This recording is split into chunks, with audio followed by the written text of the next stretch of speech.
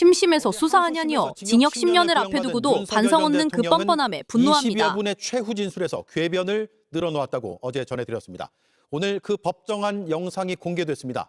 자신의 내란을 수사한 공수처를 향해 괜히 심심해서 수사하면 안 된다며 수사권을 또 문제 삼았습니다. 심가은 기자입니다. 윤석열 전 대통령은 어제 체포방해 항소심 결심 공판 말미에 입을 열었습니다. 20여 분간 최후 진술에서 1심 재판부가 인정한 공수처의 내란 수사권을 또다시 문제 삼았습니다. 그냥 소추할 수도 없는 걸 가지고 괜히 심심해서 정의를 실현하기 위해서 수사하는 게 아닙니다. 경고성, 호소형 계엄 주장도 반복했습니다. 계엄은 제가 국민들한테 알리기 위해서 지금 나라가 이렇게 지금 위태로운 상태가 됐다고 알리기 위해서 선포하지만 계엄 선포가 알려져 혼란할까 봐 국무위원 일부만 소집한 거라고 변명하면서도 치안 수요는 최소화시켜서 투입되는 군경의 숫자를 최소화시키는 것이 안전사고를 막고 국민 보호에 맞다는 그런 대통령으로서의 판단 때문에 이렇게 한 것인데 국회와 선관위에 군을 투입한 그 자체로 국가가 혼란에 빠졌던 사실은 언급하지 않았습니다. 비상계엄 해제 의결도 다 막을 수 있었는데 둔 거라면서 시민들에 의한 게 아니라고 부정했습니다. 이거를 막으려고 그랬으면 우리나라 공권력으로 왜 못 막았겠습니까? 그러니까 이게 뭐 막으려고 했는데 못 막고 뭐 시민들의 뭐 의해서 이게 말도 안 되는 얘기고요. 국헌문란 범죄를 저지르고 이런 것까지 재판을 받아야 하냐는 궤변을 늘어놓으며 마무리된 최후 진술. 저를 정말 뭐 이렇게 올가미를 씌우려고 한다 해도 이렇게까지 기소하고 이런 것까지 재판받게 하는 게 좀 상식에 맞는가 싶습니다. 제가 무슨 뭐 거액의 정치자금 받은 것도 아니고. 내란 전담 재판부가 내리는 첫 판단인 체포방해 사건 항소심 판결은 오는 29일 나옵니다. JTBC 심가은입니다. 윤석열 근황을 좀 여러분께 알려드릴까요? 윤석열 우리가 그동안에 너무 안 다뤘어. 네. 워낙에 윤석열이가 죄가 많다 보니까 자신이 지금 감옥에 갇혀 있잖아. 네. 내가 뭐 때문에 갇혀 있는지를 몰라. 워낙 많았어. 너무 많으니까 내가. 이거 저 과장이 아니라 판사가 물어봤어. 네. 당신은 근데 여기 왜 갇혀 있어요? 그러니까 윤석열이가 허를 찔린 듯한 질문이라는 듯이 아니 글쎄 나도 잘 모르겠어요. 하도 그 영장이 많이 나. 진짜야. 과장 아닙니다. 물론 이슈가 안 되는데 영상 준비했습니다. 함께 보시죠. 지금 서울구치소에 수용 중입니까? 네. 무슨 사건으로 구속 중이죠? 제 뭐 영장이 뭐 여러 건 동시에 진짜네. 어떤 건으로 지금 구속이 돼 있는지는 정확히 모르겠습니다. 그냥 사는 거야. 특급 측은 혹시 아시나요? 구속 만기가 어떻게 됩니까? 글쎄 뭐 영장이 많아서 계속 그냥 진짜였네. 과장하면 내가 뭐 말만 하면 자꾸 과장한다 그래. 진짜지? 내 집이다 하고 사는 거야. 구속 만료가 언제? 솔직히 만료는 자기한테는 중요한 이슈잖아. 언제 나갈 수 있다라는 계산을 해야 돼. 계산 희망이니까. 네.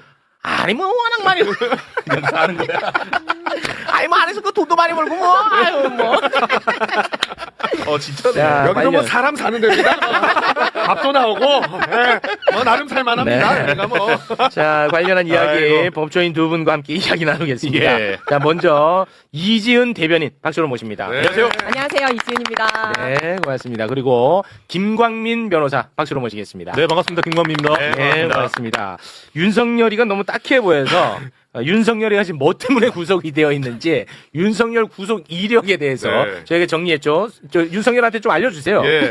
자, 작년 1월 19일 내란 수괴 혐의로 구속이 됐고 3월 7일날 이제 구속 취소가 돼서 우리가 화가 많이 났죠. 네. 그런데 이제 7월 10일 체포방해 혐의로 구속이 되고 또 올해 1월에 일반 이적 혐의로 구속이 됐습니다. 그러니까 지금은 일반 이적 혐의로 현재. 감옥에 예. 갇혀 있는 그런 상황입니다. 자, 그러면은 구속 만료와 관련해서 우리 법조인분들이 좀 알려주셔야 될 것 같아요. 일단은 1심, 2심, 3심 각 심급에서 6개월까지 이제 구속을 할 수가 있습니다. 예. 그래서 1심에서 6개월까지 하고 2심 올라가면 다시 6개월이 시작되고 6개월 연장이 가능하군요. 네, 연장이 계속 가능합니다. 원래는 이제 2개월 해서 두 차례에 걸쳐서 더 이제 연장이 가능하기 때문에 총 6개월. 어쨌든 총 6개월이라고 생각하시면 되시고요. 네. 그런데 지금 4가지 사유로 지금 기소가 되지 않았습니까? 그렇기 때문에 계속해서 저게 이제 교차로 계속 진행이 됩니다. 그래서 마지막 걸로 구속이 됐다 하더라도 이제 마지막 걸로 30 2심까지 갈 때쯤 되면 1심의 이제 확정 판결이 남으로써 그냥 뭐 무기징역에 들어가든지 이렇게 되기 때문에 일단 중간에 나오기는 굉장히 힘든 상황입니다. 계산 안 할만하네. 네, 네. 그렇지. 이제 좀 수긍이 되네. 이러나 저러나. 수긍이 되네. 아니 근데 저는 아까 그 영치금 12억과 관련해가지고 네. 예, 좀 형사법적인 사고인지는 모르겠는데 이게 약간 법 위반이 될 수 있다고 생각하는데 예를 들어서 기부금품법 위반이 될 수가 있습니다. 만약에 불특정 다수로부터 그냥 돈을 받은 거라면 모르겠는데 그게 아니라 누군가가 선동을 해서 이 사람에게 기부를 해줍시다라고 해가지고 모금을 했다면 원래 1,000만 원 이상 모금을 할 때는 행안부 장관에게 등록을 해야 됩니다. 그래요? 그런 게 없기 때문에 이거는 기부금품법 위반이 될 수가 있고 또 하나는 증여세 문제가 될 수가 있습니다. 이제 요게 이제 증여세 중에서 보통 이제 영치금 같은 경우에는 증여세 예외 조항에 들어갑니다.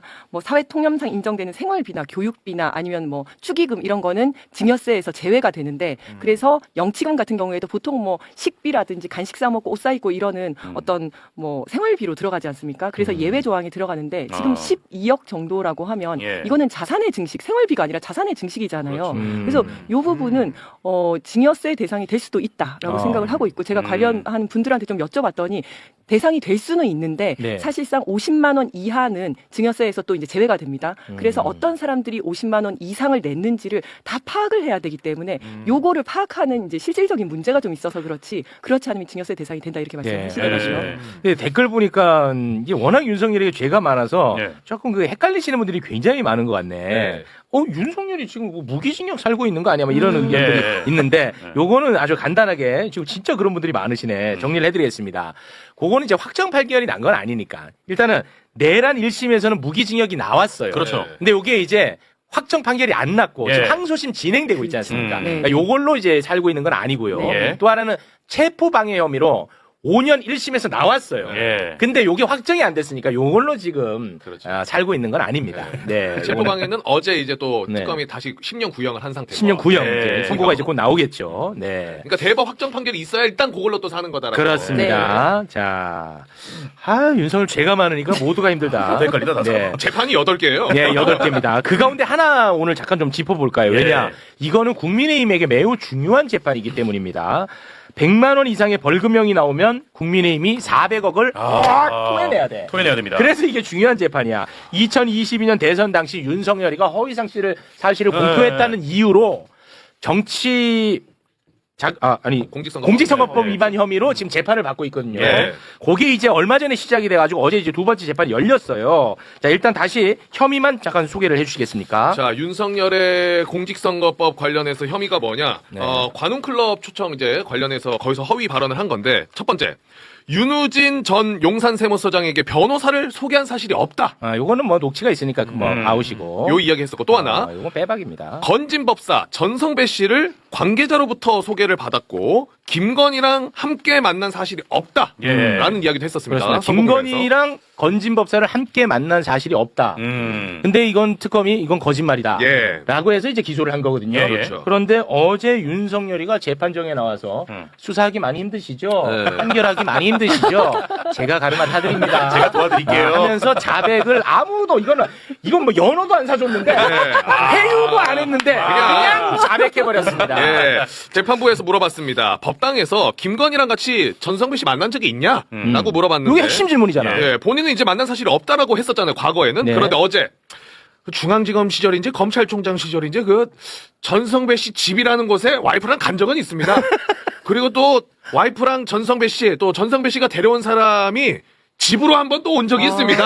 라고 이야기를 뭐 끝났네 뭐. 해버렸다. 자기가 얘기했으니까. 자백. 끝났죠? 저는 이걸 보면서 그 와이프에 대한 찐사랑이 아닌가 약간 이런 생각이 들었었는데 그러면서 마지막에 뭐라고 했었냐면 내가 얘기를 했기 때문에 이제 김건희 씨를 증인으로 부를 필요가 없다. 이런 얘기를 했거든요. 그러니까 자기 이제 부인이 또 나오면 이제 화장 안 한 모습에 머리 흰머리 난 모습에 안경 쓰고 이제 막 이렇게 관리 안 된 모습으로 나오면 사람들이 또 막 카메라 터뜨리고 이러잖아요. 그런 거에서 또 보호해주기 위해서 본인이 그냥 다 자백해버린 거 아닌가. 이런 생각이 좀 들었습니다. 무서워서 아니에요? 무서워서. 무서워서. 네, 아무튼 이거는 뭐 깔끔하게 정리가 될 것 같고 아니면은 지금 국힘에서 절연한다고 해가지고 이 새끼들 봐라. 나 만났수다. 김건희랑 난 만났수다. 국민의힘 400억 줘야 되나? 이거 아닌가 싶어. 국민의힘 너무 미워서. 아, 요새 하도 뭐 그러네. 윤석열을 절연한다, 전륜한다 그럴 수 하니까. 있겠네. 이 사람이 열받으니까. 예. 뭐 계속 저륜 프레임으로 가면 이제 다음 재판에 나와서는 그러네. 사실 제가 뭐 추가적으로 선거 캠프도 제가 하나였겠습니까? 요 말 해버리면 끝이지. 그러면 그냥 국민의힘 손가락 넣는 거야. 400억. 토해내는 거야. 예. 400억. 그거 좋다. 네, 이거 본인은 웃을 일이 아닙니다. 본인은 어차피 탈당했으니까요. 맞아요. 네. 네. 그리고 본인이 국민의힘 입당하기 전에 약속한 게 있어요. 국민의힘 뽀개버리겠다. 약속한 게 맞아. 뽀개버리겠다. 예. 쥐약 먹은 새끼들. 내가 뽀개버리겠다. 맞아, 그 이야기 했어. 예. 아이고, 윤석열이. 대단합니다. 마지막까지. 대단히 고맙습니다. 자, 그러면 김건희 소소한 범죄 하나만 좀 이야기해 볼까요? 소소한 범죄. 좀 전달해 줄 수 있을까요? 네, 소소해. 어제 나온 뉴스인데 2차 종합특검이 관저 이전공사 관련해서 김건희 씨가 또 다른 명품을 수수한 정황을 확인했다. 그래서 그 관련 업체를 압수수색 중이라고 어제 입장을 냈습니다. 네. 그 디올이라는 브랜드를 진짜 좋아하나. 아, 그런가 보네요. 네, 패션 업체로부터 디올 옷을 또 받았다고 하는데 관련해서 2차 종합특검이 브리핑한 모습 잠깐 보고 오겠습니다. 대통령 관저공사와 관련하여 김건희 씨가 명품을 추가로 수수한 구체적인 정황을 확인해서 현재 관련 업체 사무실과 대표 주거지에 대한 압수수색을 진행하고 있습니다. 네, 근데 뭐 패션 업체랑 관저 이전이 나도 그거는 좀 연결이 안 되던데. 시점이 비슷하다. 그러니까 그 그것 때문에 시점에. 관저공사를 맡았는데 그 시점이 그 디올 명품을 받았던 옷을 받았던 시점하고 겹치는 걸 보니 네. 그러니까 관저공사에 대한 대가가 아니냐 이렇게 현재로서는 추정하고 있는 거고요. 실제로 그 관련이 있다 이렇게 판단하지는 않은 것처럼 근데 보이고요. 21g 쪽에서도 그 디올을 한번 준 적이 있거든요. 맞아요. 네. 네. 근데 21g이 직접 줬다고 하는 게 아니고 패션 문화업체로부터 받았다. 그러니까 패션 문화업체가 어딘지가 좀 저도 궁금하거든요. 네. 근데 그거는 뭐 여러 가지 방식이 있을 수 있을 거예요. 예. 왜냐하면 21g 쪽에서 그 와이프하고 그 대표 부인하고 또 관계가 있다고 얘기를 하잖아요. 맞아요. 네. 그러니까 직접 전해주기 어려우니까 돌려서. 업체서 그렇게 예. 해줬을 가능성도 있기 때문에 그건 어느 가능성이나 다 열려 있는 것 같아요. 예. 그러니까 단정적으로 말하기는 어렵고요. 네, 알겠습니다. 자, 그러면 지금 이제 가장 이슈가 되고 있는 대북 송금 관련한 이야기를 좀 나눠볼까 합니다. 2차 종합특검이 대북 송금 진술회유 의혹 사건에 대해 이첩을 받았습니다. 네. 2차 종합특검은 이 사건을 초대형 국정농단 의심 사건으로 성격 규정을 했습니다. 예. 자, 관련한 브리핑 잠깐 보고 오겠습니다. 26년 3월 초순경에 쌍방울 대북송금 사건 관련해서 윤석열 정부 대통령실의 개입 시도를 확인한 바 있습니다. 이에 따라 2026년 3월 하순 서울고검 인권침해 TF에 사건 이첩을 요청한 것입니다. 쌍땡땡 등 특정 사기업이 수사 대상은 아닙니다. 그리고 연어술파티 의혹도 우리 종합특검의 주요 관심사는 아닙니다. 따라서 국정농단이 종합특검의 수사 대상이자 목적입니다. 국가 권력에 의한 초대형 국정농단 의심 사건이라고 보고 있습니다. 그리고 공소 취소라는 것은 그 공소를 제기한 검사가 취소 여부를 검토하는 거지, 특검은 공소 제기도 하지 않은 사안에 대해서 공소 취소를 검토하거나 고려할 이유가 없다는 것을 분명히 말씀드리고요. 네, 초대형 국정농단이다 뭐 이렇게 간단하게 얘기하면 될 걸 아주 길게 얘기하잖아요. 왜냐, 국민의힘이 하도 너무 말도 안 되는 억지 논리로 예. 공격을 하고 있으니까 이렇게 좀 길게 설명을 했는데, 일단 국민의힘의 억지 주장 잠깐 보고 오겠습니다. 2차 종합특검이 대북 송금 진술 회유 의혹을 수사하겠다고 나선 것입니다. 검찰의 수사권과 기소권을 분리시켜 놓고 나서 특검에게는 이재명 대통령 사건의 수사권도 맡기고 이제 이재명 대통령 수사했던 검사들에 대해서 보복성 기소권까지 줄 생각인가 봅니다. 설마 이재명 대통령 공소 취소권까지 줄 생각인가요? 이건 뭐 말도 안 돼. 그러니까 뭐 법조인이 나설 필요도 없어. 공소 취소의 권한이 특검한테 없어. 예. 그리고 이재명 대통령 관련한 사건에 대해서 수사하는 것도 아니야. 수사도 할 수도 없어요. 예. 그런데 윤석열이 개입된 정황을 포착했잖아. 네. 그래서 그거에 대해서 수사를 하겠다는 거예요. 예. 이게 다 법률 근거가 있습니다. 종합특검법 잠깐 소개해 주시겠습니까? 종합특검법 2조 1항 13호를 보면요. 윤석열과 김건희가 본인 또는 타인 사건 관련 수사 상황을 보고받고 수사 및 공소제기 절차에 관해 사건의 은폐, 무마, 회유, 증거 조작, 증거 은닉 등 적법 절차의 위반 및 기타 수사기관의 권한을 오남용하게 했다는 범죄 혐의 사건. 요거를 수사할 수 있게 돼 있다. 그렇습니다. 조금 딱 떨어지잖아. 네. 요게 딱 떨어지잖아. 자, 그러면 왜 2차 종합특검은 이 건을 초대형 국정농단 사건으로 의심하고 있는지 그 이야기를 지금부터 한번 해보겠습니다. 이종석 국정원장은요, 윤석열 정부의 공직기강 비서관 이시원이가 개입이 됐다고 밝혔습니다.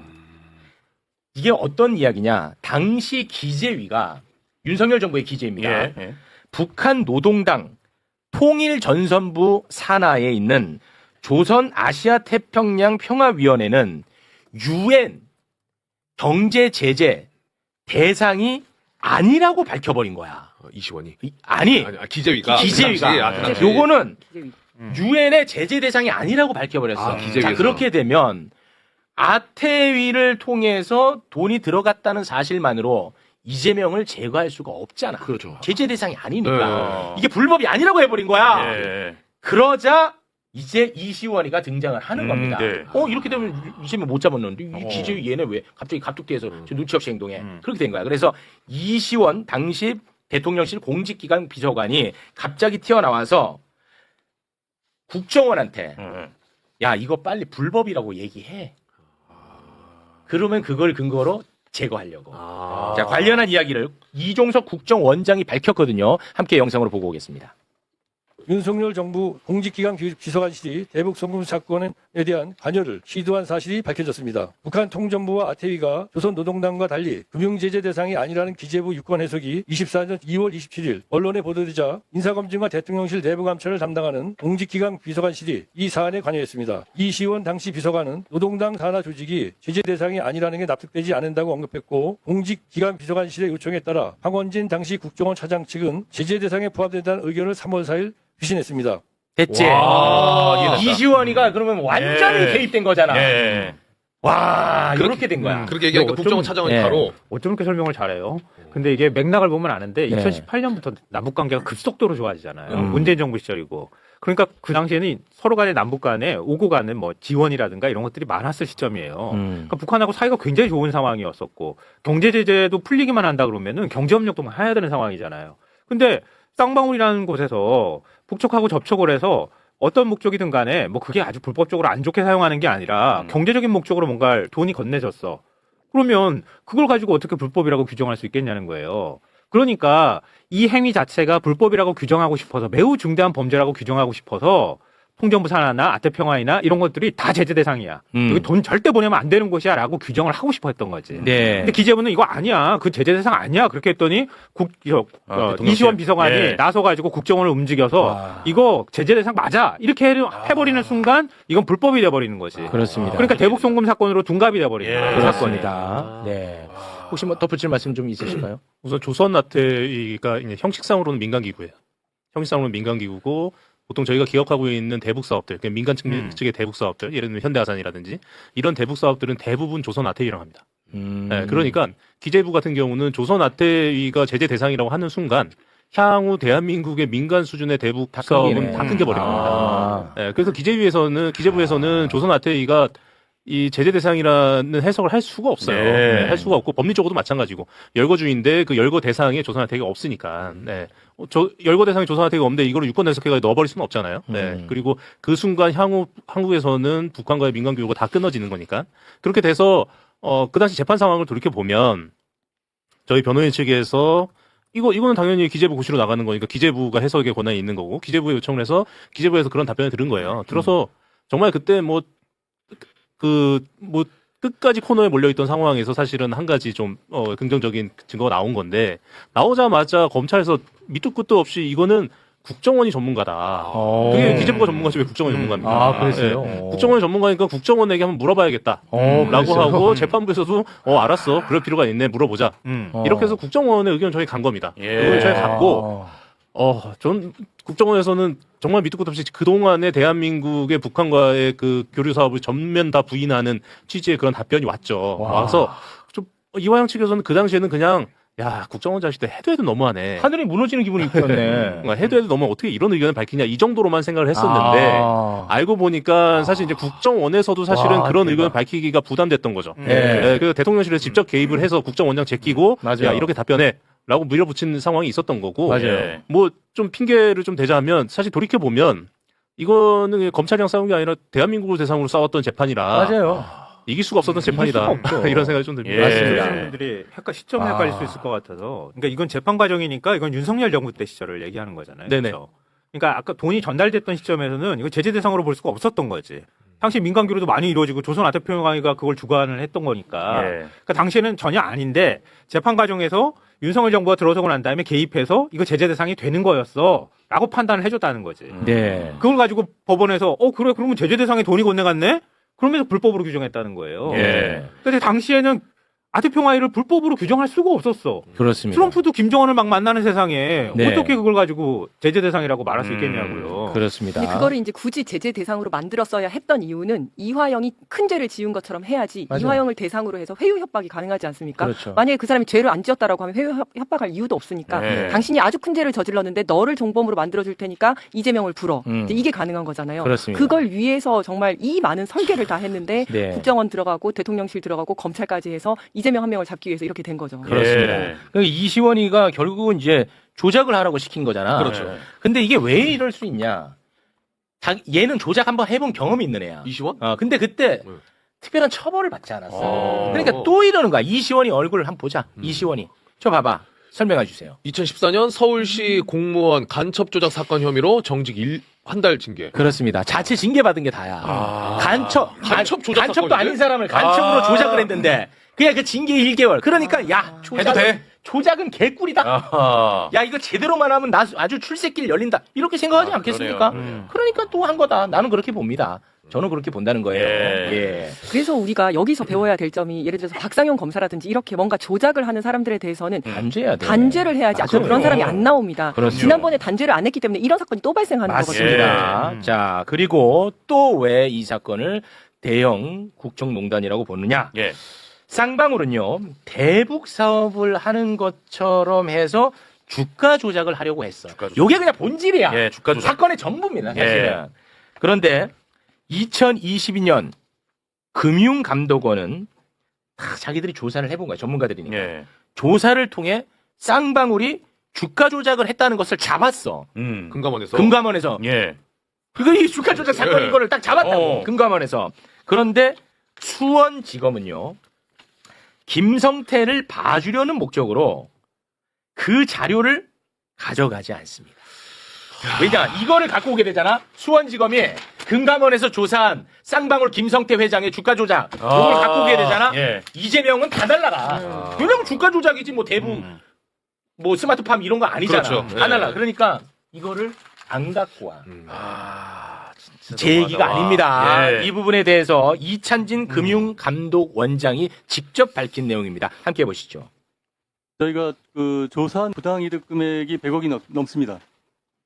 그래서 당연히 굉장히 중죄로 처리될 거라고 금감원 입장에서 판단하고 있었는데 안 가져가서 이런 부분이 있었고요. 이런 예가 단 한 번도 없었다고 저희 보고받았습니다. 22년 11월 17일 날 수원지검이 금감원에 쌍방울 그룹의 불공정 거래 혐의에 대해서 조사 실시를 요청했고 금감원이 11월 24일 날 즉시 조사에 착수했습니다.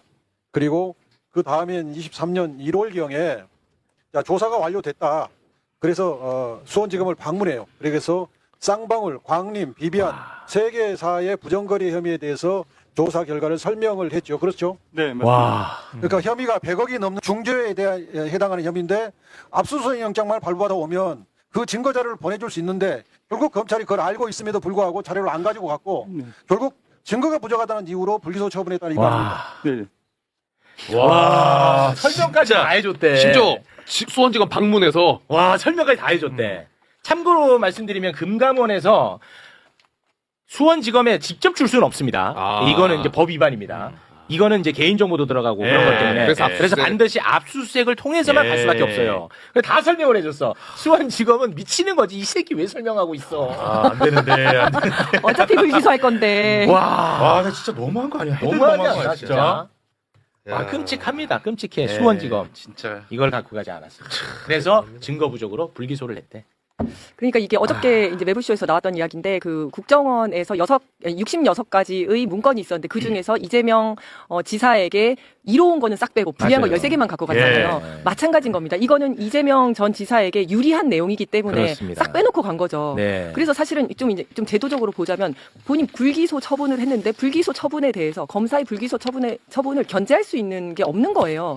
이게 기소했어야 되는데 불기소를 했다. 한데 여기에 대해서 아무도 뭐 이의 제기도 할 수 없고 하는 상황인 거죠. 뭐 그렇습니다. 여기에 대한 견제가 전혀 안 견제 되는 장치가 거예요. 전혀 없습니다. 네. 검찰 개혁에 대해서 진심 있는 분입니다. 네. 사실 이거는 사건을 이렇게 작게 보면 안 됩니다. 이것보다 훨씬 더 큰 내용이 있는데요.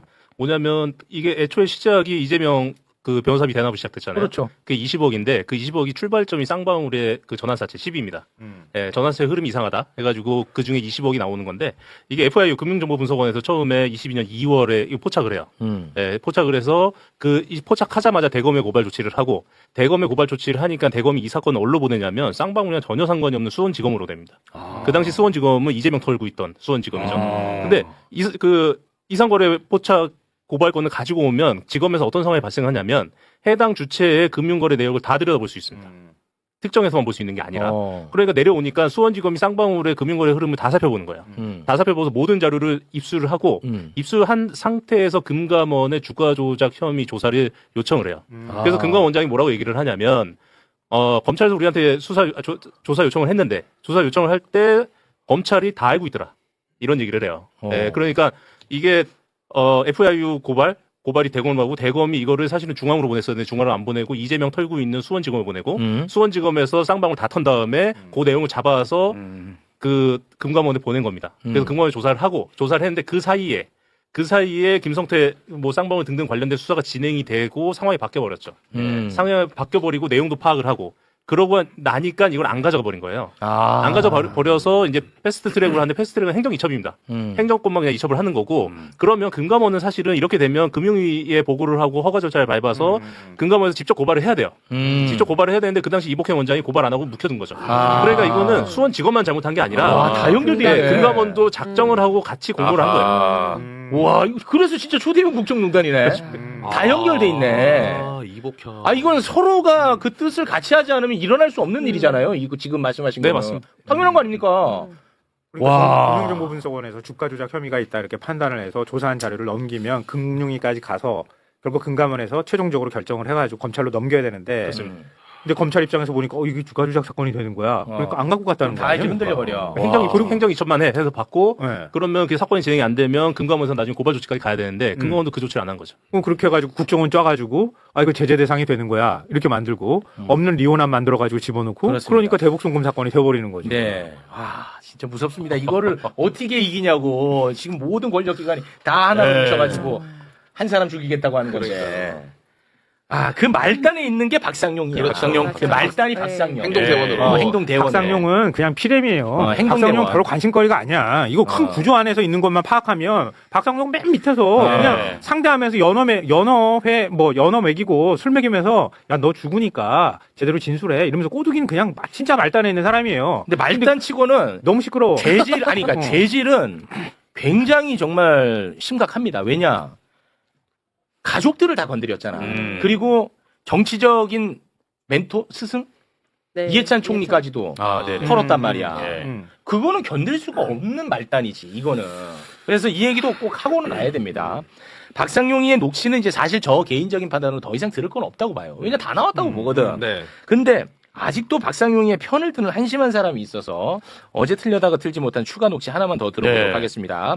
이재명만 주범으로 만들면 이화영 부지사는 석방될 것이고 이화영 부지사는 검찰의 편에 참고인 신분으로 자유로운 생활을 하게 될 것이다. 라는 이야기가 담겨있는 녹취입니다. 2023년 6월 19일 박상용 검사와 이화영 부지사의 변호인 서민석 변호사가 나눈 통화입니다. 함께 보시죠. 어쨌든 간에 두 가지가 더 될 거거든요. 하나는 제3자 뇌물이든 직접 뇌물이든 어쨌든 그 외환거래법 위반의 것들이 그대로 제3자 뇌물로 되되 그거는 공범을 이재명이랑 같이 갈 거고 동시에 그 직권남용, 묘목이랑 밀가루 부분 그거는 막 그렇게 중요한 건 아닌데 어쨌든 그것도 이재명 씨랑 공범으로 갈 거고 그렇게 기소가 되면 결국에는 재판이 절대 신진우 재판장이 선고할 수가 없는 사이즈가 되거든요. 그게 그렇게 되면 좀 지나면 이부 지사는 아마 나갈 겁니다. 저희 보석도 마찬가지고 그렇게 하면 나가셔가지고 그걸 도모하시고 그다음에 이든 그런 것들이든 이제는 그냥 완전 검찰 편에서 이재명 재판의 참고인이 돼버리는 상황이고 자기 재판도 있긴 있는데 그건 거의 중범인 거고 그런 상황에서는 저희가 솔직히 씨나 그 덕화한 것도 이제 그 무렵 되면 그렇게 중요할까 생각이 들어요. 저희도 그렇게 되면 그래도 만족할 수 있는 결과가 그게 제일 아니시겠습니까? 정말 이걸 어떻게 용서해야 되나? 나 진짜 미치겠네. 이거 들으면 들을수록. 근데 이런 박상용이를 누가 편을 드냐고 댓글을 누가 다시는데 누가 편 드냐고요? 법률가 출신이자 국회의원 천하람이가 편을 듭니다. 천하람이가. 그 장면 함께 보겠습니다. 특수수사를 할 때 어느 정도 회유도 하고 압박도 하고 하는 거는 수사 기법으로 있을 수 있는 일들이죠. 가족들 처벌하겠다는 것도 수사 기법입니까? 김건희를 수사하는 검사가 이렇게 했다. 진술을 더 이끌어내고 이런 걸 하기 위해서 이런 얘기를 했다 그래도 과연 이렇게까지 비난할 거냐. 없잖아. 아니죠. 그러니까 아니지. 이 수사 기법이 정당하냐 아니냐는 우리가 판단 기준을 누가 수사하는지를 따라서 바뀌면 안 되는 거잖아요. 박상용 검사가 한 수사 기법이 정당해요? 잠깐만요. 다른 걸 다 떠나서 내가 요구하는 대로 진술하면 니네 주변 안 칠 거고 내가 요구하는 대로 진술하지 않으면 너뿐만 아니라 너의 가족과 네 주변들 전부 다 범죄자 만들 거야. 이게 기법입니까? 이게 무슨 수사 기법입니까? 그냥 폭력이지. 이번에 녹취록 천하람 들어보셨어요? 저 안 들어보지 못했어요. 한번 들어보시죠. 뭐야? 내용도 모르고 지금 저러고 있는 거야. 진짜 괜히 나 쟤 보면서 약간 수원지검 같더라고. 애써 안 보는 거야. 수원지검처럼. 괜히 집중해서 봤네. 근데 천하람이 말처럼 김건희 수사를 만약에 이렇게 했잖아. 그러면 공소 취소되거나 공소 기각되거나 난리 났을 겁니다. 네. 김건희에 대해서. 그동안에 얼마나 우리가 절차 하나 틀릴까봐 얼마나 맘 졸였습니까? 네. 아니 그리고 수사를 하다 보면 저렇게 한다는데 저렇게까지는 아니고 약간 이제 국합 배드캅 전술로 조금 이제 강압적으로 좀 강박을 하면서 했다가도 이제 심리적으로 무너질 것 같으면 좀 달래주기도 하고 하는 게 있지만 넘어서는 안 될 선들이 있습니다. 네. 예를 들어서 저 사람 자백 안 했는데 저 사람 자백했다라고 얘기하면서 자백을 얻어낸다든지. 그거 안 되지. 안 되고 그다음에 절도범 불러갖고 오면서 증거 하나도 없는데 니네 집에서 이거 나왔어라고 하면서 얘기하는 이런 거 안 됩니다. 안 되고. 당연히 안 되는 것들인데 지금 얘기하는 건 말도 안 되는 거죠. 별건 수사 안 되고. 별건 수사 안 되고 협박해가면서 야 너 이렇게 하면 봐줄게 너 보석 나가게 해줄게 하고 대신 너 말 안 하면 니네 가족 내가 다 잡아 넣을 거야. 니네 스승 내가 수사해 버릴 거야. 지금 이거 하다 보면 민주당이고 그다음에 이해찬 전 총리고 나중에 돈 봉투 얘기하면서 마치 뭐가 어마어마하게 있는 맞습니다. 것처럼 엉망진창 될 수 있다 이런 얘기 하지 않습니까? 당연히 안 되는 거죠 이거는. 검사의 관점으로 보면 그렇게 하는데 쉽게 얘기하면 이렇게 되는 거예요. 김성태도 이재명을 잘 모른다 그래. 만난 적도 없어. 그리고 박용철 부회장도 모른다 그래. 만난 적도 없어. 돈은 갔다고 주장하고 싶어.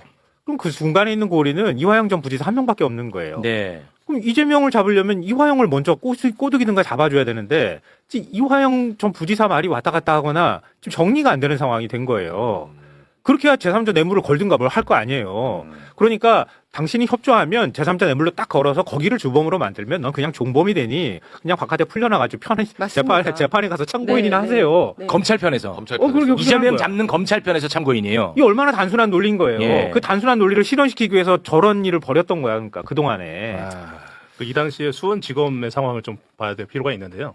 사실은 저희가 이제 박상용이 특수부 검사라고 다들 알고 있는데 사실 내용이 좀 다릅니다. 박상용이 요 전에 울산에서 좀 문제를 일으키고 수원으로 넘어오는데 수원 감찰부 소속이었어요. 형사 6부가 특수부인데 감찰부 소속이었는데 박상용이 쌍방울 압수수색을 할 때 영장 유출 사건이 발생을 합니다. 수원지검 내에서 그 사건 감찰을 박상용이에요. 박상용을 하면서 박상용이 그 사건을 감찰을 하면서 목숨 걸고 한 거예요. 목숨 걸고 해서 지휘부한테 입분을 받아가지고 그래 너 잘하는데 그러면 너 쌍방울 저것도 한번 들어가봐. 그래서 감찰부 소속으로 형사 6부에 가서 일을 합니다. 그래서 이 당시에 이제 박상용은 감찰부, 그 얘기 많이 나왔던 이제 송민경 같은 경우는 공공수사부, 그리고 원래 형사 6부에는 한광이라는 검사가 담당하고 있었습니다. 한광희 검사는 인터넷 기사 찾아보시면 수사 중에 사건 사고 발생한 걸로 유명하신 분입니다. 이렇게 돼 있었는데 여기에 형사 6부에 박상용이 꽂혀서 들어간 거예요. 해결사로. 꽂혀서 들어갔으니 이 양반이 얼마나 의욕을 갖고 열심히 이렇게 했습니다. 그리고 지금 여기서 이름이 나오는 게 이제 감찰부 공공수사부 형사 6부가 나오잖아요. 그러니까 얘네들을 다 통솔할 수 있는 거는 사실은 가장 낮게 봐도 차장이죠. 그리고 차장 수준을 넘어서서 지검장으로 봐야 되고 사실 서민석 변호사가 이미 그 이후에 부장과 지검장한테 전화를 받았다라고까지 얘기했잖아요. 네, 그러니까 지검장 수준에서 다 진두지휘 된 거예요. 그러니까 우리가 또 이걸 보면 무슨 대통령실하고 국정원, 금감원, 검찰까지 해서 야 국가 전체가 막 여기 이재명 죽이기에 다 이제 들어갔네라고 얘기를 하지만 그 핵심에 있는 사람들은 결국 다 검사 출신들입니다. 맞습니다. 예. 그게 그래서 검사들이 검사하면서 검사했던 짓을 또 검사한 겁니다. 그냥 각 포인트에 가서 주요 그 배치 요소에 가서 윤석열이 시키는데 아니 저는 이제 윤석열이 그 설계자가 윤석열이지 않을까라고 생각을 하는데 대통령실 윤석열이 시키는 대로 이시원 검사 출신 공직기강 비서관이고요. 국정원의 유도윤 감찰부장도 검사 출신이고 또 금감원의 이복현 그 금감 원장도 검찰 출신이고 이 검사 출신들을 왜 요소요소에 다 박아놨겠습니까? 자기가 필요할 때 이런 식으로 쓰기 위해서 박아놓지 않았겠습니까? 진짜 대단하다. 이제는 정말 그야말로 처벌의 시대가 왔습니다. 네. 시간. 박살 내야 됩니다. 네. 자, 시간이 너무 많이 올라가지고요. 여기서 빠르게 좀 마무리 짓도록 하겠습니다. 함께해 주신 이지은 대변인, 김광민 변호사 두 분 대단히 고맙습니다. 고맙습니다. 여러분 사이다 아직 안 끝났어요. 평소보다 시간 관리가 부동산 어떻게 할 거야? 부동산 정상화 안 시키면 안 된다 했지? 그렇죠. 부동산만큼은 우리가 하루도 놓쳐서는 안 돼요. 정상화 돼야 됩니다. 욕망의 집결지가 부동산이기 부동산 때문에 공화국. 이거는 쉽지 않아. 수사라. 그렇죠. 꼭 듣고 싶습니다. 아, 좋아요. 이렇게 듣고 싶다면 제가 자리를 마련할게요. 한문도 교수님 박수로 모시겠습니다. 안녕하세요. 반갑습니다. 네, 부동산은 정상화 시켜야죠, 교수님. 관심을 잃어서도 안 되고. 아, 교수님도 요새 그 주식에만 관심 갖는 거 아니에요? 전혀 아닙니다. 저는 뭐 새벽에도 계속 체크하고 부동산으로 가야 돼요. 물 드시고. 물, 네. 요거 하나만 잠깐 좀 다루고 가겠습니다. 야, 난 진짜 몰랐던 사실을 많이 배우는데, 참, 대한민국의 그 돈 많은 사람들을 이렇게 저렇게 보호해주는 게 진짜 많았더라고. 저도 이번에 알았어요. 나 이게 진짜 처음 알았는데, 어떤 한 기업이 있어요. 10년을 경영을 해. 10년. 이 기업을. 내가 경영을 기업을 했어. 한 10년을 했어. 이거를 이제 자식한테 물려주고 싶어 하잖아. 그럼 가업. 자식한테 물려줄 때는 상속세를 내야 될 거 아니야. 뭐 너무 당연한 거 아니야. 그렇죠. 내야죠. 근데 10년을 내가 경영을 한 다음에 자식한테 물려줄 때 600억 원, 600억 원까지는 상속세를 면제를 해줬더라고. 600억 원. 나는 이런 게 있는지 몰랐어. 그러면은 웬만하면 상속세 없이도 줄 가능성이. 아니, 그러니까 이거는 아마 처음에 만들 때는 이 기업이 뭐 가업을 이어서 하는 것은 너무 소중하잖아. 2세, 3세 이렇게. 그러니까 이거를 이제 좀 뭐 살리자는 취지로 시작했겠지. 처음에는 아마 여기 한 1억 정도 감면해줬을 것 같아. 근데 여기 이제 욕망이 붙고 하다가 600억까지 돼버렸어. 600억. 그러다 보니까 생기는 부작용이 있었던 거야. 그 부분 이재명 대통령이 정확하게 뚫고 들어갑니다. 함께 보시죠. 국가 제도라고 하는 게 최소한의 합리성이 있어야 되는데 근데 저는 이거 보면서 기가 차서 말이 안 나와요. 주차장을 가업으로 해줄 생각이에요? 진짜 우리만의 노하우가 있다. 같은 면적에 뭐 이러면은 또 예를 들어 하면서 상상한 거 생각해 한번 얘기해 보세요. 잘하는데 45도로 세운다든지 같은 뭐 면적에서 굉장히 이게 안 하고 노하우가 있다. 옆으로 누워서 세운다든지 이렇게 뭐 여러 가지가 있으면은 독창적인 아이디어를 가지고 주차장을 확인을 하는 노하우가 있다. 얘가 부적절합니다. 아무리 봐도 주차장은 아니야. 트랜스포머 세우는 주차장? 그렇게 하면 안 되고요. 진짜 꼭 필요한 것만 하고 대상을 확실하게 줄이세요. 진짜 가치가 있는 걸로 해야지. 무슨 장난하는 것도 아니고. 10년 한 게 뭔 가업이에요. 이제는 삼성전자도 가업이라고 할 판이야. 좀 이따가 한 500억짜리 가지고 있는데 거기다가 손님이 있든 말든 주차장 만들어가 주차장업 신고하고 한 10년 동안 뭐 알바 써가지고 매출 조금 한 100만 원 한 달에 뭐 이런 거 하다가 10년 지나면 그냥 세금 없이 물려줄 수 있는 거네요. 그렇습니다. 그 세금 내는 사람이 바보네. 하여튼 최초의 제도 설계 취지에 맞게 정비를 확실하게 해야지. 와, 알겠지. 그러니까 만약에 내가 땅을 600억 갖고 있어. 이거 상속세 엄청 많이 붙을 거 아니야. 이 땅 주려면. 그러니까 요걸 주차장으로 만들면 땅은 그대로 있으니까 주차장으로 만들어서 주차장 가업을 물려주는 거야. 제가 제도를 시작할 때는 유럽이나 이런 독일 뭐 이런 제조업 강국인 국가들에서 강소기업들이 많았어요. 그러니까 꾸준히 하나의 기술을 개발해서 그게 일단 창업주가 기업을 키워놓는 거예요. 키웠는데 그렇다고 엄청난 부가 많은 사람은 또 아니야. 그럼 그 자식이 그 기업을 물려받으려고 하는데 그러니까 아버지 가업을 승계를 해서 내가 그걸 계속 경영하겠습니다. 이렇게 얘기하는데 사실은 가지고 있는 돈이 없잖아요. 그렇죠. 근데 이 사람한테 너무 과중하게 상속세 부담을 지우면 그러면 그 아버지가 아이 뭐 물려주지도 못하니까 야 팔아먹어 다른데 팔아버려 그냥 기업을. 예. 그러면 이게 엄청난 손실이 되잖아요. 그렇죠. 그러니까 가업 승계를 할 정도의 사이즈가 되고 이런 기업들을 우리가 계속 키워나가겠다는 취지에서 만든 거야. 만들었는데 그 틈새를 삐집고 들어가가지고 주차장도 가업이에요. 그러면서 상속세를 사실상 안 내는 이런 방식들이 동원되고 있다는 거예요. 주차장 사업이다. 이게 지금 최근에 그 베이커리 베이커리도 그런 비슷한거예요. 이것도 어떻게 보면 이제 부동산 정책에서 굉장히 중요한 대목인 것 같아요. 그렇죠. 제가 그림 하나 준비했는데 한번 보시면 네. 놀랍습니다. 그 그림 1번인데요. 1번. 보시면 말씀 주신 대로 1억부터 시작했어요. 진짜로 1억부터 시작했어? 97년.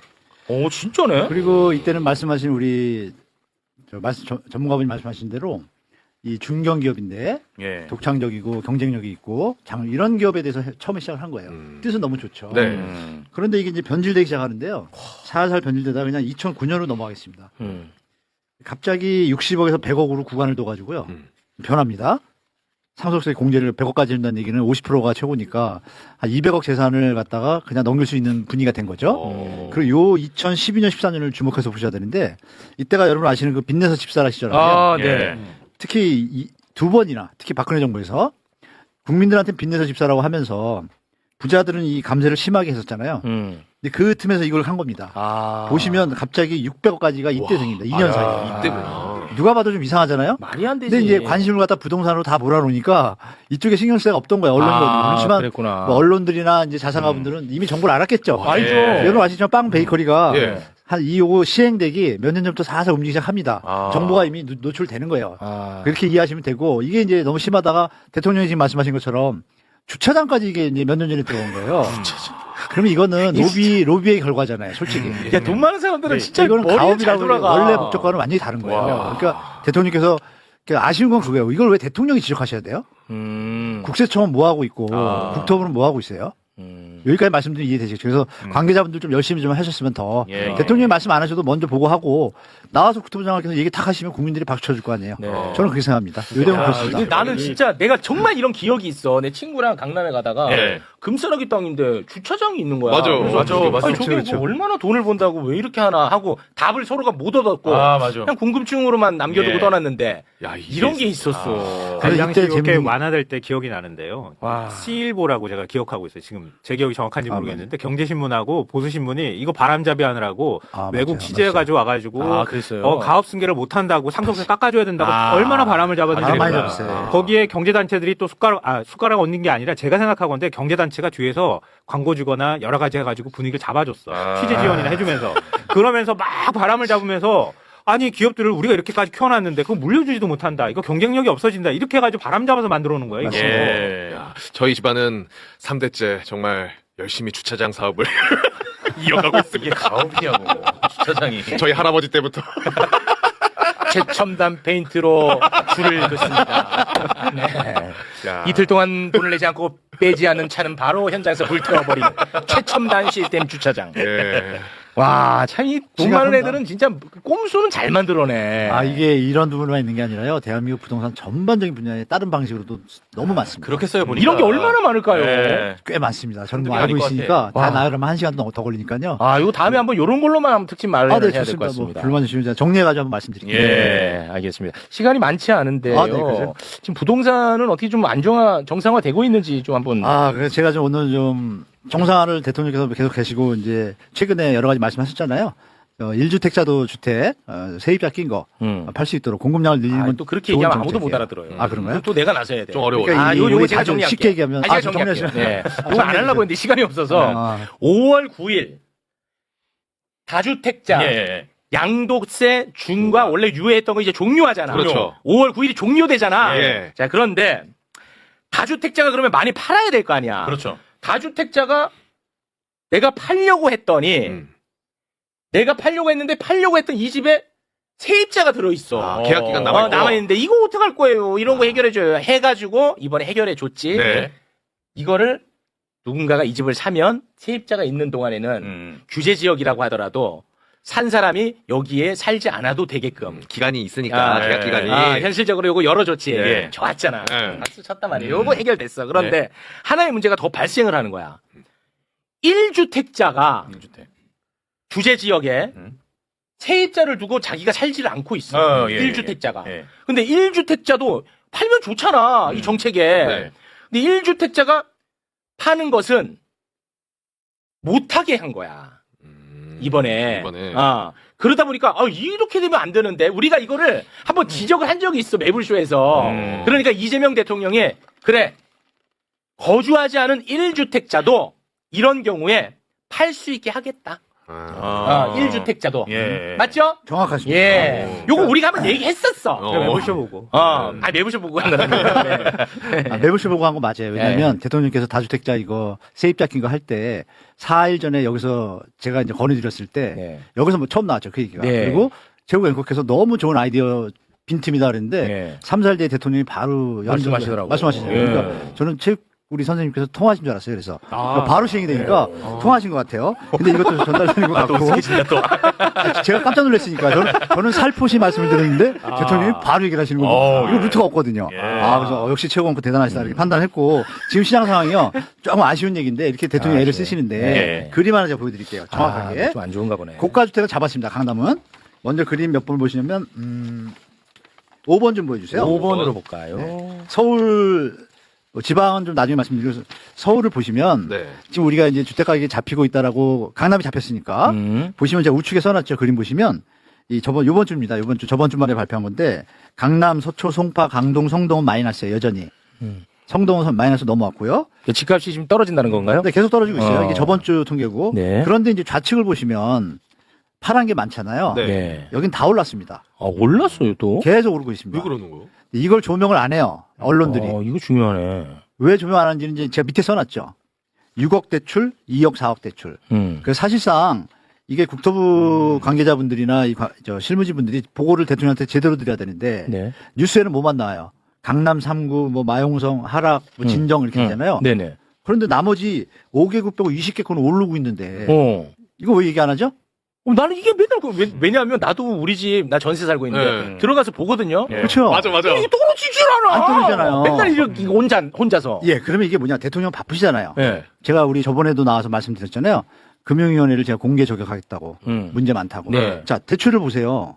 아니 30억짜리가 2억이고 25억짜리가 4억 대출인데 10억짜리가 왜 6억을 대출해 주죠? 그렇죠? 이게 이제 키포인트예요. 근데 대통령이 무슨 얘기 하셨어요, 최근에? 0.1%의 구멍도 없어야 된다. 빈틈없이 막아야 된다. 물샐 틈 없이 막아야 된다는 얘기를 계속 하세요. 저도 계속 딴 데서 말씀을 드리는데 이 6억 대출이 이 물샐 틈 0.1%인 거예요. 그럼 어떤 일이 벌어져요? 7억짜리 집이 6억까지 대출은 안 돼요. 8억 정도면 이제 LTV 60% 70% 이런 거 있잖아요. 막 계산을 해요. 사람마다 달라요. 제가 한번 읽어드릴게요. 보세요. 이거 들으면 깜짝 놀랄 거예요. 일단 6억까지 대출이 된다. 그러면 5억짜리도 6억이 대출이 되냐? 그건 아니잖아요. 그건 아니지. 그러니까 총액에서 60% 70% 이런 비율이 있잖아요. 근데 기억이 나시겠지만 LTV 그걸 40%로 묶었어요. 서울 수도권 규제 지역을 40%. 10억이면 4억만 해야 되죠. 근데 얘는 왜 6억이에요? 왜 그래요? 이 빈틈인 거예요. 이렇게 따로 두는 거예요. 이렇게. 겉에는 다 하는 것처럼 보이는데 하나씩 구멍들이 나오죠. 이렇게 6억. 생애 최초는 6억인데 70% LTV예요. 그러니까 충분히 받을 수 있고 예를 들어서 또 신생아론이 있어요. 신생아론 들어보셨죠? 신생아를 받으신 분들은 또 이 7억이다 만약에 집값이 이분들은 또 LTV를 80으로 해놨어요. 얘는 또 어디에 나오냐? 627 대책을 던지고 나서 좀 있다가 슬며시 나오는 거예요. 뒤늦게. 이해되시죠? 우리가 일일이 바쁜데 그걸 보겠어요? 저는 이제 이걸 계속 보니까 알았는데 계속 말씀을 드려도 진도 안 나니까 이 매불쇼에서 또 말씀드린 거예요. 공개 저격 다 정리하면 나온다 그랬는데 어제 전화 오셔가지고 일단 이것부터 말씀드리는데 또 거기다가 이 특이한 게 하나 있습니다. 서민 실수요자 대출이라는 게 따로 있어요. 이게 뭐냐면요. 연봉 9천만 원 이하인 사람인데 그럼 서민 같지 않죠. 1억 가까운데 그죠? 근데 이거에 대해서 이게 2020년대 만들어진 대출 한 조항이에요. 이게 지금 또 대출을 거의 70% 해줍니다. 그러니까 40%가 의미가 없는 거예요. 강남에서도 70% 받을 수 있는 거예요. 이런 빈틈들이 있다 보니까 이 나머지 지역들 3040들이 이걸 이용할 수 있잖아요. 이 기회에 집값이 내려온가 보다 사자도 있지만 입주 물량 부족에 내년 입주 물량 부족이라는 얘기를 막 들으니까 15년 동안 나이가 20인 분이 지금 몇 살이에요? 15년 전부터 집값이 올랐기 때문에 15년 동안 35이 됐는데도 집값이 올랐어요. 근데 LTV가 70이고 알아보니까 난 서민 실수요자에 해당되고 대출 많이 나오네? 아, 그냥 사자 이렇게 되잖아요. 그러니까 이 5억에서 10억이 많은 강북구 10억이 다 오르는 거예요, 지금. 여기뿐이 아니라 예. 수도권도 막 올랐어요. 오르다가 천만 다행인 게 저번 주부터 대통령이 계속 신호를 주시니까 이 막 올라가다 집값이 10억인 게 갑자기 말씀하신 것처럼 13억이 된 거예요. 강남은 내려오고 있다는데 강북은 오르네? 이 갭이 얘가 받쳐주니까 얘가 더 내려갈 수 없어요. 못 내려가죠. 얘가 무슨 역할을 해요? 지지대. 그렇죠. 그러니까 이 6억 대출이 지지대 역할을 하는 거예요. 그럼 이걸 누가 만들었을까? 그래요. 금융위원회. 그냥 4억으로 하면 되지. 무슨 일 나요? 이게 이제 빈틈이다. 그래서 국민 여러분께서 잘 아실 게 우리 금융위원회 직원분들한테 말씀드리고 싶은 게 이젠 그만하셨으면 좋겠다. 이제 그만해라. 진심으로 대통령이 이렇게 애를 쓰시는데 이게 뭐 하는 작태입니까? 이게 한두 개가 아닌데 일단 제가 요거까지 말씀드린 오늘 거예요. 여기까지 합니다. 네, 그러니까 여러분들이 생각하실 게 지금 중저가 주택의 그림 3번만 보여드릴게요. 그림 3번까지. 이거 보여드리고 마칠게요. 네. 야, 이런 빈틈. 2번, 3번 같이 연달아 보여주시면 되는데요. 2번, 3번. 2번, 10억에서 15억 사이가 지금 상승 거래가 60%예요. 상승이에요, 그냥. 이걸 막으려면 어떻게 해야 돼요? 뭐 다주택자 이것도 중요한데 LTV 40%로 다 일괄 통제해야죠. 그러니까 우리 이것도 핀셋인 거예요, 핀셋. 문재인 정부 때 어떻게 부동산 정책 실패했죠? 핀셋 하다가 구멍이 있으니까. 그러니까 요번에도 우리 금융위원회 관계자나 국토부 장관께서 핀셋은 필패예요. 그러니까 똑같이 해야죠. 그냥 규제 비규제 이런 거 따지지 말고 LTV는 가계부채를 줄인다고 했으면 금융위가 똑같이 가야죠. 그래야 다 같이 내려잖아요, 안정적으로. 이게 이제 키포인트다. 네. 이렇게 말씀드릴게요. 그래서 뭐 시간이 없다고 자꾸 그러시니까 여기까지 말씀드리고 핵심만 아시면 되죠. 우리가. 질문 하나만 받고 마무리하겠습니다. 의문 갖고 계시는 분들이 있을 것 같아서요. 실거주 요건이 있는 거잖아요, 지금. 누구요? 서울시 전역은 실거주 요건이 있는 거죠. 네, 조건이 주택을 매입해서 사게 되면 네, 들어가서 살아야 되는데 그렇죠. 실거주 만약에 하는데. 세입자가 있는 집은 대통령께서 이번에 유예해줘서 그 사람이 나갈 때까지만 기다려서 갈 수 있고 일단 기본은 실거주 요건이 기본인 거고 왜 이렇게 열었냐면은 그러니까 질문 겸해서 제가 여쭤보고 싶은데요. 그러니까 생애 최초 주택을 구입하거나 아니면 진짜 주택을 지금 유소유자 그러니까 이 집이 있는 사람이 아닌 경우에 처음으로 집을 사야 되는 사람들 같은 경우에는 대출 요건을 너무 엄격하게 해버리면 집을 살 기회 자체가 없어지게 되잖아요. 그렇죠. 집이 이미 있는 사람들 같은 경우는 또 사는 건 아주 강력하게 규제해야 되지만 그러니까 그런 것까지 막으면 안 된다. 그래서 6억까지 대출이 가능하게 열어준 거잖아요. 맞아요. 그건 아니죠. 잘못된 거죠. 큰 프레임이죠. 보세요. 큰 프레임이야. 이게 굉장히 많이 먹혔거든요. 그게 먹혔죠. 그게 이제 친시장론자들의 기본 프레임이에요. 프레임이야. 우리 여기서 가스라이팅을 당한 건데 3억짜리 집이 지금 2019년, 20년도에 3억짜리 지금 6억 됐어요. 6억 됐다고요. 그러면 5억짜리는 지금 10억이 됐어요. 그럼 너무 많이 올랐잖아요. 그렇지. 얘가 7억으로 되면 돼요. 그러면 대출을 다 줄이면 7억으로 가겠죠. 그렇지. 그럼 싸게 살 기회를 그렇죠. 줘야지. 그때 해야지. 빚더미에 앉을 기회를 주면 되겠냐는 걸 매물쇼에서 1년 동안 했다. 그렇죠. 이 비싼 집을 또 대출을 넣어가지고 젊은이들한테 떠넘기는 거잖아요. 이런 가스라이팅을 계속 해온 게 언론들이 뭐라 그래요? 대출 치료는 뭐라 그래요? 주거 사다리. 그럼 뭘 끊어요? 주거 사다리 끊었다. 다 같이 끊기는데 누가 사요? 그러면 팔 사람은 더 싸게 팔아야죠. 그러면 그때 사면 되죠. 이게 누가 한 말이에요? MB가 한 말이에요. 이 부동산의 도산인 MB가 뭐라 그랬어요? 뭐 다른 거 다 필요 없다. 금융 하나만 세게 해도 다 잡는다. 이게 대출입니다. 여기까지 말씀드릴게요. 알겠습니다. 오늘은 여기까지만 말씀드리겠습니다. 앵커님 빚이 그만 이러신 것 같아요. 왜냐면 지금 또 다음에 또 뵈면 되니까. 고맙습니다. 자, 오늘도 굉장히 좋았어요. 너무 좋았습니다. 시간 관리가 짧고 굵직하게. 문제가 있어서 그렇지. 좋았습니다. 오늘은 그러면 여기에서 마무리를 짓겠습니다. 체육 저거 무슨 또라이냐. 이런 죄송합니다. 네. 자, 오늘은 여기서 마무리 짓겠습니다. 함께 해주신 세 분 대단히 고맙습니다. 감사합니다. 부활절 맞아서 이제 메시지를 낸 사람이 하나 있습니다. 윤석열. 예, 저기 보니까 내용이 이거 변호사가 대신 낸 거예요. 본인의 SNS에. 지금의 시기가 힘들고 어렵더라도 고난에 순종하며 구원의 소망을 품고 하나님의 자녀로 거듭나는 부활 주일이 되기를 기도합니다. 뭐 그냥 부활절이니까 뭐 메시지를 냈나 보다라고 그냥 넘어갈 수도 있는데 그게 윤석열 아니에요. 구원 뭐 이런 얘기를 해가지고 그게 부활. 윤석열 아니에요. 예. 마치 윤석열이가 하느님 예수님까지 팔아먹고 있는 그걸 보고 얼마나 분노를 해요. 예. 어제 우리 남동 5.18 기념성당이에요. 광주 신부님은 부활하기 위해서는 죽어야 된다. 예. 윤석열이 죽었습니까? 그렇죠. 부활은 죽음을 딛고 그렇죠. 죽어야 부활이 된다.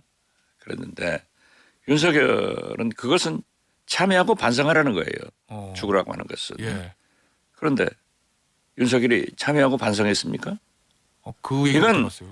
예수님이나 하느님의 가르침을 정면 부인하고 내란 쿠데타를 한 그 장본인이 모르겠어요. 예수님께 제 잘못을 용서해 주시고 제가 회개합니다. 예. 이랬으면 아마 예수님은 용서하실 거예요. 그러나 우리 국민들은 그거 가지고 용서 안 해요. 예. 그런데 자기가 잘했다고 하면서 구원? 아니 예수팔이 해서 되겠어요? 윤석열은 내란 우두머리지 예수님이 아니다. 예. 이렇게 말씀드립니다. 왜 이런 메시지를 자꾸 내는 걸까요? 정신 분석 해봐야 된다니까요. 그래요? 이분은 아직도 그 망상에 쌓여 있는 거예요. 계몽령이에요. 그렇기 때문에 참 반성 없는 윤석열 내외를 보면은 하나님도 용서 못할 것 같아요. 제가 어제 남동성당 수녀님한테 우리 해남안도 진도 예수님이 화내셨을 것 같다. 왜 거기서 안 보고 광주에서 왔냐? 이랬더니 예수님은 그런 분 아니라고 다 아신다고. 예수님이 어떻게 윤석열을 자기가 잘못했다고 참의 눈물을 흘릴 때 부활할 수 있고 그런 얘기를 할 수 있는데 거듭 말씀드리지만은 윤석열은 예수님이 아니다. 좀 입 좀 닫고 있는 것이 좋다 이렇게 말씀드립니다. 그런데 아직 뭐 윤석열 전 대통령을 좀 좋아하는 분들이 좀 많이 계신 것 같은 게 그래도 영치금이 야 12억 원이래요 지금 보니까. 아니 글쎄 저도 그걸 보고요. 뭐 1년도 안 됐는데 그렇게 됐는데 먹여주고 재워주고 입혀주고 세금도 안 내고 12억이 넘는 230 며칠 만에 그런 영치금이 들어왔다고 하면. 근데 인출을 많이 했다던데요? 하루에 4번씩 1.4회. 제가 감옥에 살아봤으니까 알지만은 영치금이 들어오면 일정액이 넘으면은 그 구치소에서 내보내라고 그래요. 그렇기 때문에 그건 또 하루에 4번씩 짝짝 잘했네. 평균. 그러니까 그 국회 차원에서 영치금 제도 좀 개선할 필요도 있다고 보세요. 그런 얘기가 나와요. 지금 내란 사범에 대해서 지금도 영치금이 제가 감옥에 있을 때는 200만 원 이상 되면은 내보내게 돼 있거든요. 그렇지만은 물론 저한테도 좀 많이 넣어주더라고요. 그렇죠. 그렇지만은 저건 너무하잖아요. 특히 내란 사범이. 그러면 다른 모든 범죄에 대해서 영치금 한도 두는 게 아니라 내란, 외환 요 죄에 대해서는 조금 제한할 수 있게 제도 개선해야 된다 이런 말씀이시군요. 그런 얘기가 나오고 실제로 입법이 될 겁니다. 그래요? 법사위 차원에서 준비하고 있나요, 이거 그럼? 뭐 의원들이 준비하고 있기 때문에. 그래요, 의원들이요? 예, 알겠습니다. 문객 여러분은 기억력이 좋으신 편인가요? 어렸을 적에도 기억력이 별로였는데 나이가 들어갈수록 이 머리라는 게 도통 말을 안 들어서 우리를 낭패하게 만드는 일들 잦으신가요? 본디 인간은 무척 뛰어난 기억력을 가진 생명체입니다. 기억은 우리라는 정체성을 간직하게 하고요. 우리와 깊은 관계를 맺거나 우리를 위협하는 자들을 선별하게 하고 우리로 하여금 그로써 더 나은 생존으로 이끄는 필수 장치인 셈이죠. 우리가 우리 개개인으로서의 개체를 넘어서 사회라고 하는 그리고 역사라고 하는 아주 거대한 문명의 흐름을 견지하게 된 것도 바로 그 뛰어난 기억력 덕분입니다. 그러나 우리 인류는 지금 바야흐로 기억력 망실의 시대를 맞고 있죠. 너무 많은 정보가 너무 빠르게 흘러가고 있는 까닭에 그것에 대한 기억은 우리 바깥의 기계 장치에 맡겨놓고 우리는 그저 그것들이 수시로 알려주는 일종의 프롬프트에 의지하면서 살아갑니다. 어쩌면 기계 장치를 우리가 사용하고 있는 게 아니라 우리가 그런 기계 장치들의 지시를 수행하는 단기 기억의 단백질 장치로서 살아가고 있는 것인지도 모르겠습니다. 그러나 중요한 것은 단지 일반적인 기억력이 아닙니다. 그냥 역사적 사건의 연도를 떠올리지 못한다고 해서 사람의 이름을 자주 까먹는다고 해서 또 약속 시간을 잊어버렸다고 해서 봤던 영화를 또 봐도 잘 모른다고 해서 우리들 기억의 부실함을 탓할 이유까지는 없습니다. 하지만 결코 잊지 말아야 할 것들을 잊어버리게 되면 우리의 인간으로서의 존엄까지 망가져버리고 말겠죠. 오늘 정준이의 논은 한 존엄한 인간이자 사회적 존재로서 가져야 할 바로 그 필수적인 기억에 관한 겁니다. 정준이의 논 113번째 이야기 지금 시작합니다.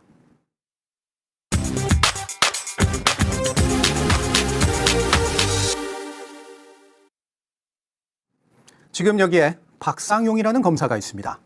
현재 인천지검 부부장 검사이고 지난 월요일부터 직무정지 상태입니다. 연일 신문 지면을 장식하고 있는 것은 물론 각종 시사 라디오 방송과 유튜브 방송의 단골 출연자입니다. 한 검사의 이름과 얼굴이 보통 사람들에게 이렇게 자주 노출되고 그 이름과 언행까지 세세히 기억되는 거 참 드문 일입니다.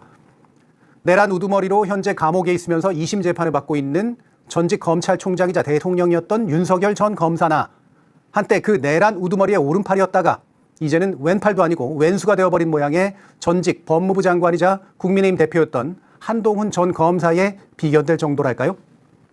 물론 전직 검사로서 유명인이 된 사람은 이들 말고도 많습니다. 하지만 어쨌든 그들은 대한민국의 최고 권력자이기도 했고 아니면 국회의원이라도 됐던 인물들입니다. 지금 이렇게까지 인기가 좋은 박상용 검사는 그런 인물들에 갑하는 어떤 특성을 갖고 있는 걸까요? 아니면 그런 인물들이 걸어갔던 길을 이제 막 걷기 시작한 걸까요? 혹은 자기만의 독자적인 길을 개척해 가고 있는 걸까요? 박상용 검사가 이렇게까지 유명해진 것은 경기도지사로 재직하던 시절에 이재명 대통령을 쌍방울 대북 송금 사건에 연루시켰던 수사검사였기 때문입니다. 그가 처음 우리의 이목을 집중시켰던 건 흔히 연어 술파티 의혹이라고 불리우는 문제 때문이었습니다. 2023년 6월경에 구치소에 수감되어 있던 이화영 전 경기도 평화부지사와 김성태 전 쌍방울 회장 등을 검찰에 불러서 외부에서 반입된 연어회와 술을 마시면서 이재명 당시 지사에 관련된 사실을 보고했다는 취지의 허위 자백을 맞추는 이른바 진술 조작 세미나를 했다는 것이죠. 이 의혹은 재작년에 처음 제기되었지만 이재명 정부가 들어선 작년에서야 법무부의 감찰을 받았고 상당 부분 근거가 있는 것으로 조사되기도 했습니다.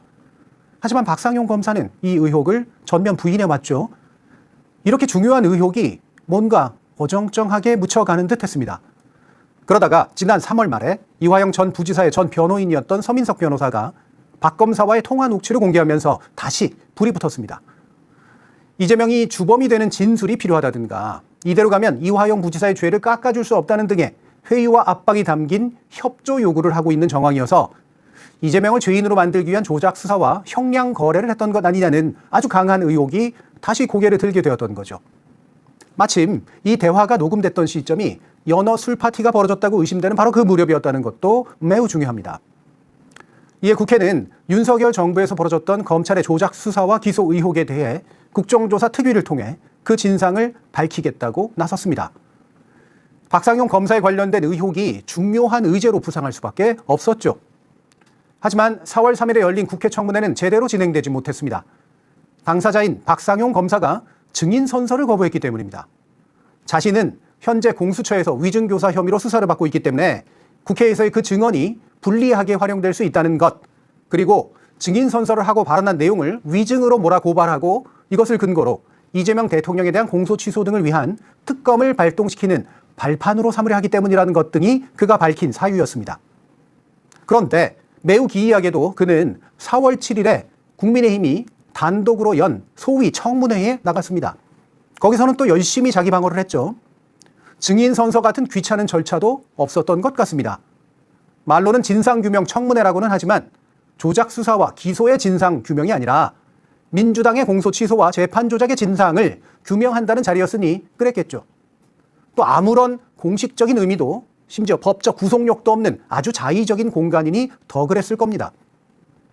박상용 검사의 주장을 빌려오자면 그런 자리는 자신에게 유리하게 활용될 수 있는 바로 그런 기회였을 테니까요. 또 실제로 그런 기회를 준 국민의힘에게 이렇게 감사를 표시하기도 했습니다.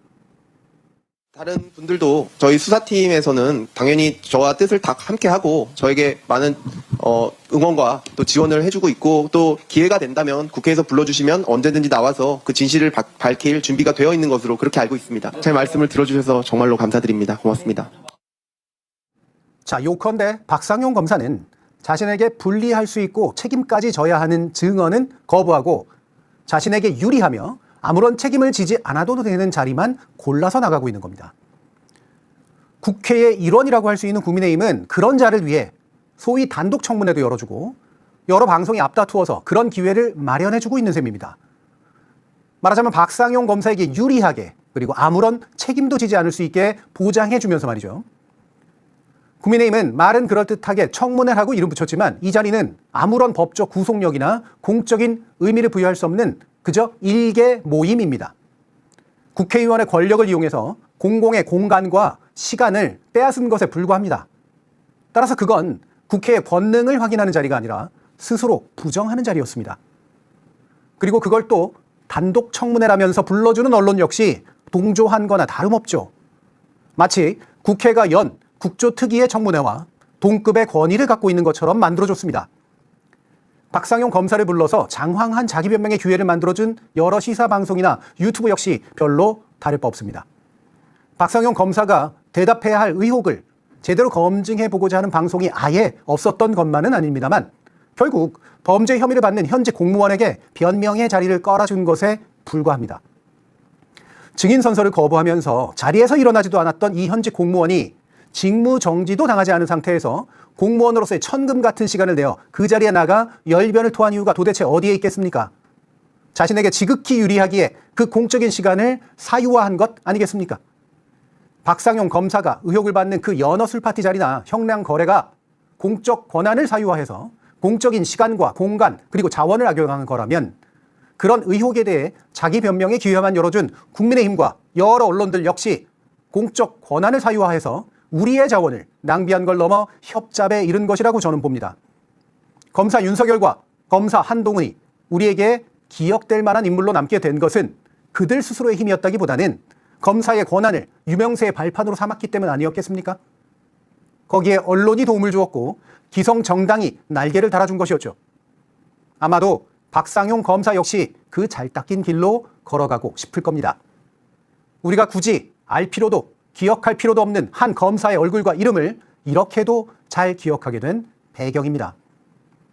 그는 한동훈과 윤석열의 길 그리고 많은 선배 검사들이 걸어간 길을 자랑스럽게 걷고 싶겠지만 그가 기억되는 방식은 그 중간 단계를 훌쩍 뛰어넘어서 윤석열의 끝과 유사한 것에 빨리 다다름으로써 확보될 거라고 저는 기대합니다.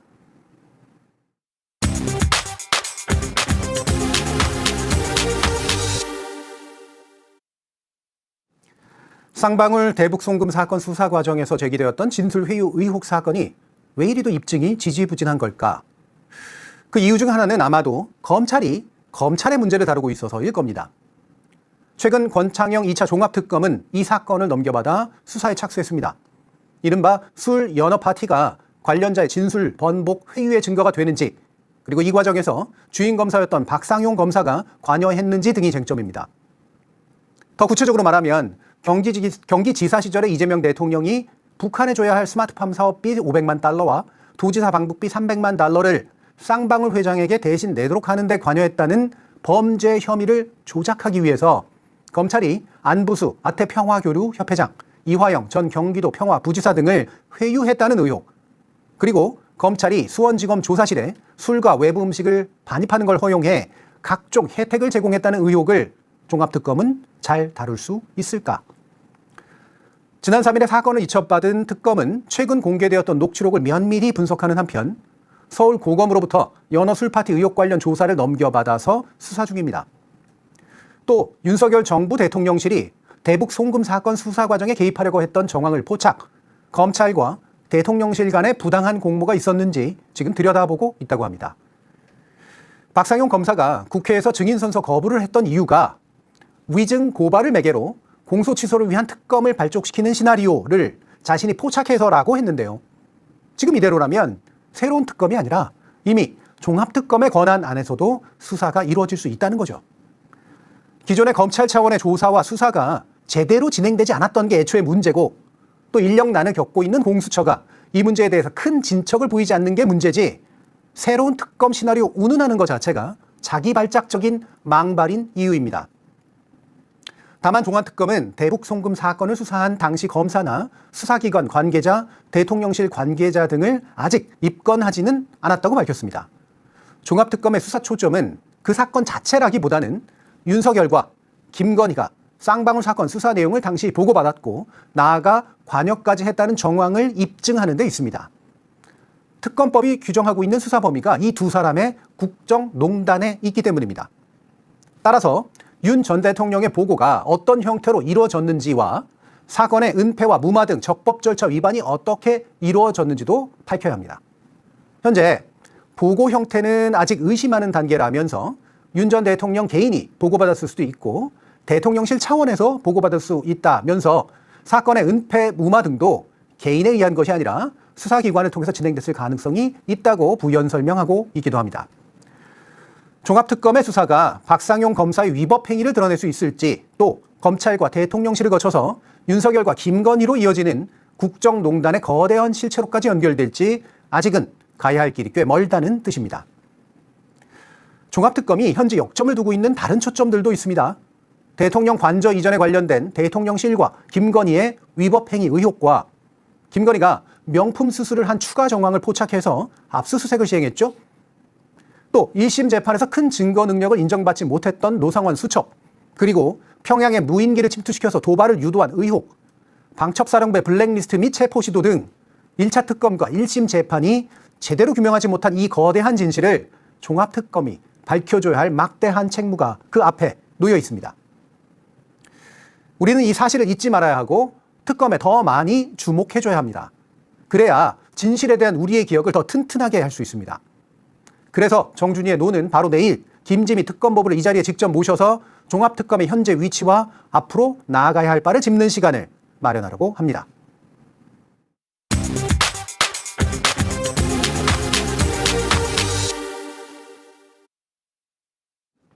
우리가 기억해야 할 또 한 사람, 한덕수가 있습니다.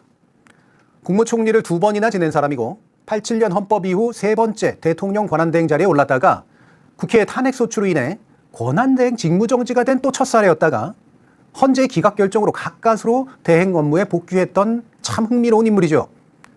자, 그렇다면 이 권한대행은 3번째라고 해야 할까요? 5번째라고 해야 할까요? 아무튼 여러모로 역사적인 인물인 것만은 틀림없는 것 같습니다. 역사적인 면모가 그런데 이것만 있지 않으니 그것도 참 신비롭습니다. 그는 대통령 권한대행을 하다가 갑자기 국민의힘의 대선 후보가 됐습니다. 그 과정과 결과도 무척 기이한데요. 경선을 거쳐서 최종 후보로 선출됐던 사람은 김문수였음에도 벼랑간 그 김문수를 다시 한덕수와 경선을 붙이자고 했습니다. 불과 얼마 전까지 대통령 권한대행이었고 당원도 아니었던 인물을 굳이 비유하자면 어디서 갑자기 양자 입양하듯 적자 앞에 데려다 놓고는 아니할 말로 상속권을 내놓으라고 압박을 가했던 겁니다. 그의 당원 가입은 매우 특별하게도 심야에 이루어졌고요. 그의 후보 선출 역시 매우 특별하게도 직권으로 이루어졌습니다. 경선을 거쳐 선출되었던 김문수 후보의 자격을 박탈하고 무슨 왕이라도 옹립하듯 한덕수에게 후보의 왕관을 씌워준 게 바로 국민의힘인데 불행인지 다행인지 당원 투표 부결로 하루 만에 퇴위했죠. 3일 천하도 아닌 1일 천하라는 역사적인 대기록을 달성한 순간이었습니다. 그는 또 한때 공동정부의 수반을 꿈꾸기도 했습니다.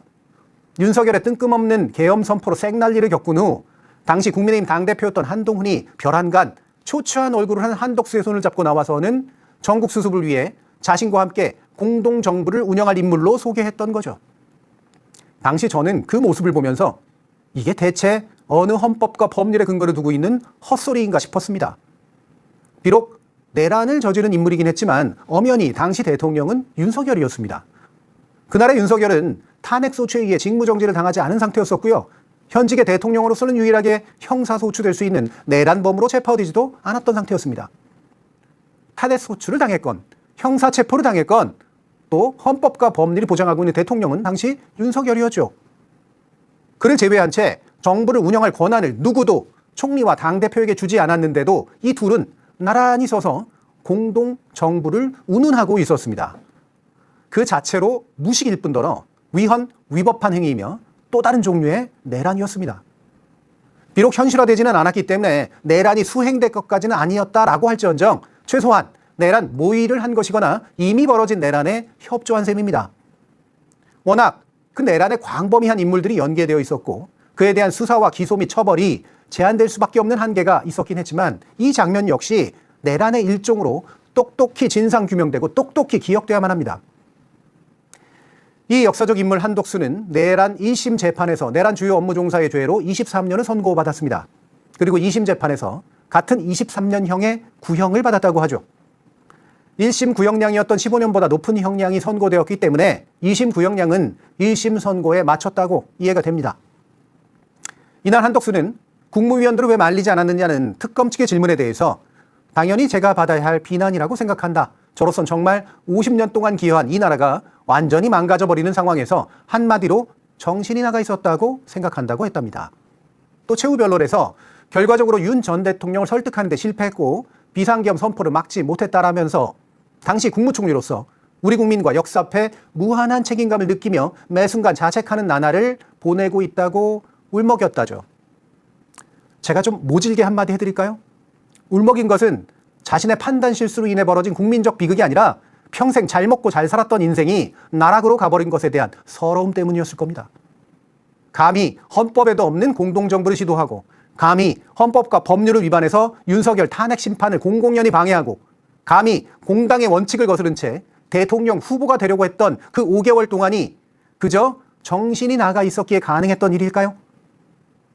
혹여 정신이 나가 있었다고 한다면 자신의 생존을 위해 국민의 생명을 담보로까지 삼을 만큼 정신이 나갔던 거죠. 그는 할 수만 있다면 울먹이는 걸 넘어 100배 사죄를 해도 모자랍니다. 우리가 심심해서 하는 수사가 아닙니다. 무너진 국가기강을 바로 세우는 엄중한 심판의 시작일 뿐입니다.